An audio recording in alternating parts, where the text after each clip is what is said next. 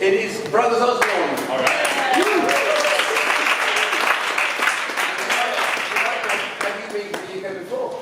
This is my third time. This is his first. Have you, did you perform with anything? The last time I was here was with Casey Musgraves, who's a really good friend of ours.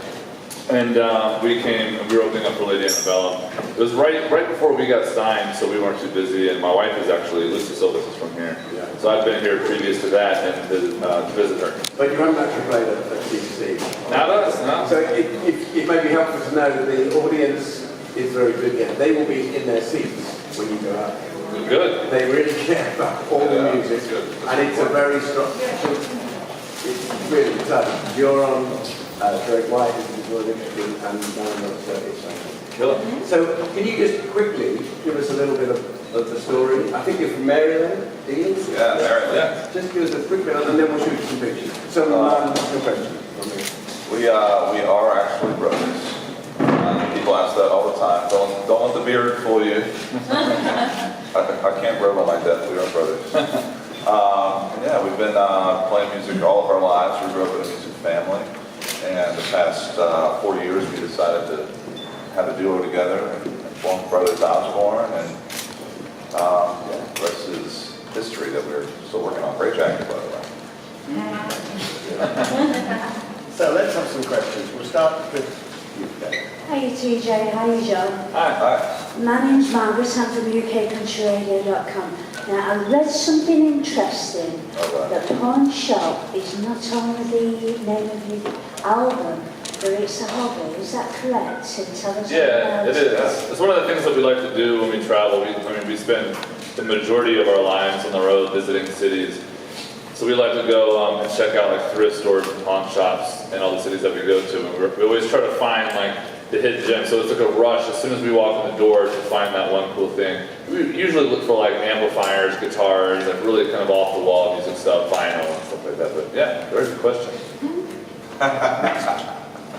Hi there, I'm Alex from NashvilleOverHere.com, and my question's for TJ.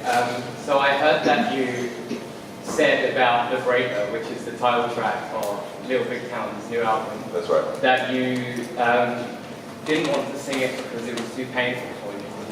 And I think that you've been performing it for quite a few years.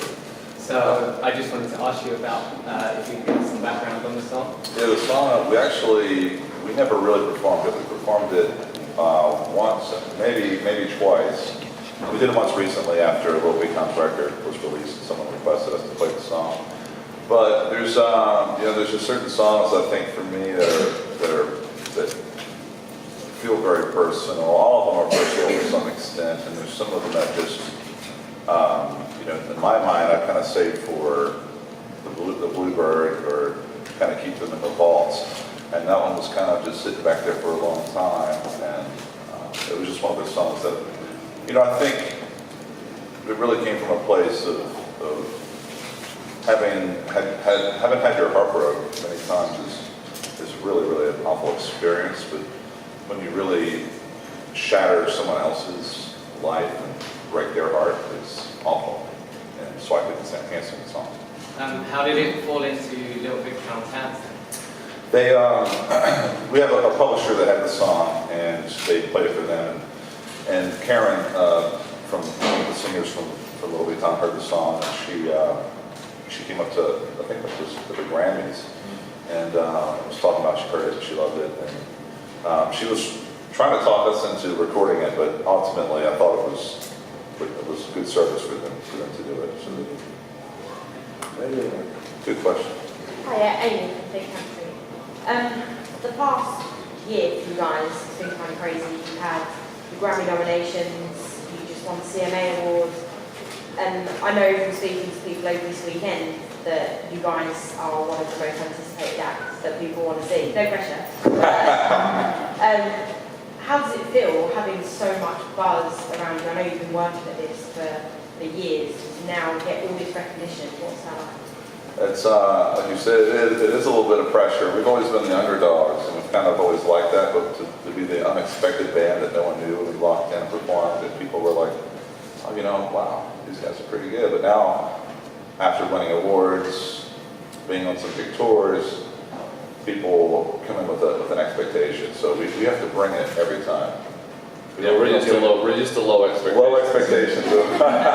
Now we're screwed. We had to win an award and mess all that up. And when you perform tonight, what can we expect? You've got a band with you? Never been, Yes. So how many? Tell us a little It's a bit. 5-person band, including the two of us. He's singing and playing guitar, and I'm singing background vocals and playing guitar. And got a utility guy playing mandolin, banjo, and such, and bass and drums. And it's, I feel like on our record there is a lot of hints at a lot of different genres, and that certainly comes through in our live performance. But it's definitely a little heavier hit, more like we just grew up watching rock bands and stuff like that, as well as listening to country music. So there's a heavy rock influence in our show. That's great. And so, have you been out on the road doing big shows? Because you just mentioned the Bluebirds, so presumably you do sometimes. You do them all? Yeah. Simple, which just be. Which are fun, yeah, exactly. Yeah, it's fun to do both. But typically the Bluebirds and stuff like that it's really fun to try out the new stuff, play some new songs. And but when you go and play to rooms like this, you want to play songs Yeah. people. So you did, was it today you did the Bluebird? No, I didn't. I went. Lucy, my wife, was playing the Bluebird stage, so I went to wish her luck. And, Right. I know that's the Bluebird, right? yeah. So we have another question here. Hello, my name's Linda. I'm from Glenmore Community Radio in Ireland, but I'm from Scotland as well. I think I've met you. And I think we'll need a translator. Anybody? I'm just playing. I'm Would kidding. you like me to speak slower? No, I'm kidding. We'll work this out. You have to speak a lot slower. I interviewed Lucy Zilks earlier. I'm a huge fan of her, and I know she's on tonight as well, and she's an amazing artist in her own right. But we were discussing the debate about what is and what isn't country music. And I know yourself, I think I was reading before about the song It Ain't My Fault, which is brilliant, by the way. And I think that song, you said that that's you, that's your sound, and that's how you want to be, and that's what you want to do, and you're unique. So I was just wondering what your thoughts were on that kind of debate, and what is country music and what it means. I think country music, it takes a lot of shapes and forms, especially lately if you listen to the radio. You hear a lot of different artists, which I think is good for every genre. You want some diversity. You want to be able to hear multiple sounds, and I think country's in a good place. But I think the one thing that makes country stand apart from most other genres is the honesty of the lyric. And it's a very lyric-based genre.